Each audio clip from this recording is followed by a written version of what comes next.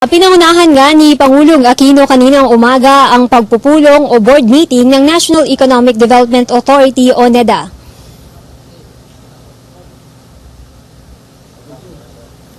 Si Pangulong Aquino ang tumatayong chairman ng NEDA board habang si Acting NEDA Director General Arsenio Balisacan ang vice chair.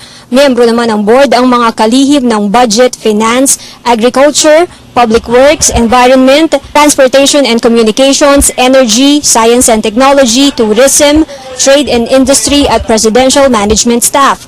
Ang chairman ng Housing and Urban Development Coordinating Council na si Vice President Binay, si MMDA Chairman Francis Tolentino, si ARMM Governor Mujib Hataman, si Mindanao Development Authority Chair Luwalhati Antonino at ang presidente ng Union of Local Authorities of the Philippines na si Governor Alfonso Umali.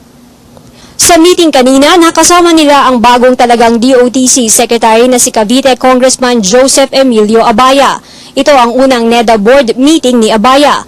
Sa pagsisimula ng pagpupulong, hindi nakalimutan ni Budget Secretary Florencio Abad na isama sa kanilang panalangin ang pumanaw na kapatid nila sa gabinete, si DILG Secretary Jesse Robredo.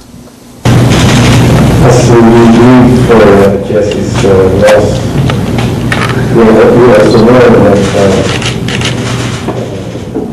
behind his death, there's deeper meanings that we believe should give us more hope as we continue our struggle to reform our society and to serve our society better. We know that Jesse is now enjoying the blessings of eternal happiness in her company, and we pray that with Jesse, will be there for all of us here. He has left behind.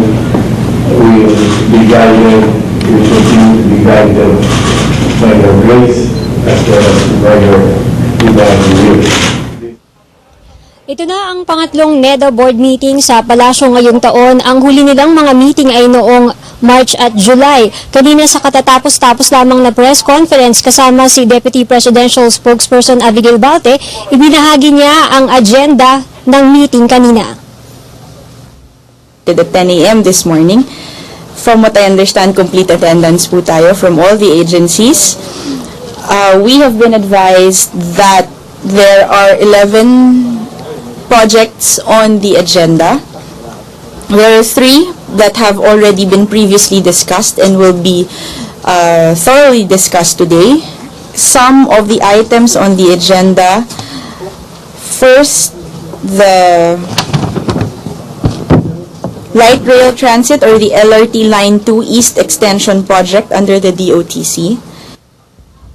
Kabilang sa board meeting kanina ang bagong talagang DOTC Secretary na si Congressman June Abaya. Sa press conference din kanina ay ipinaliwanag ng palasyo kung bakit dumalo siya sa meeting.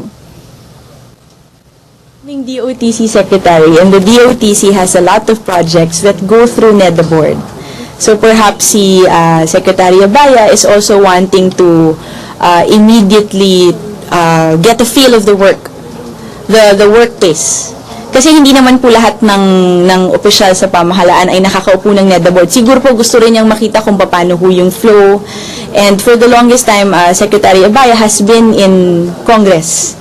So perhaps he's trying to already get a feel of the work pace that it involves.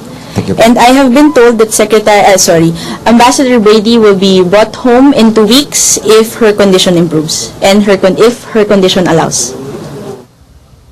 Sa text message ng PCOO, ang NEDA board meeting lamang ang nasa schedule ni Pangulong Aquino ngayong araw. Ayon kay Yusek Balde, maaaring abutin ito ng maghapon.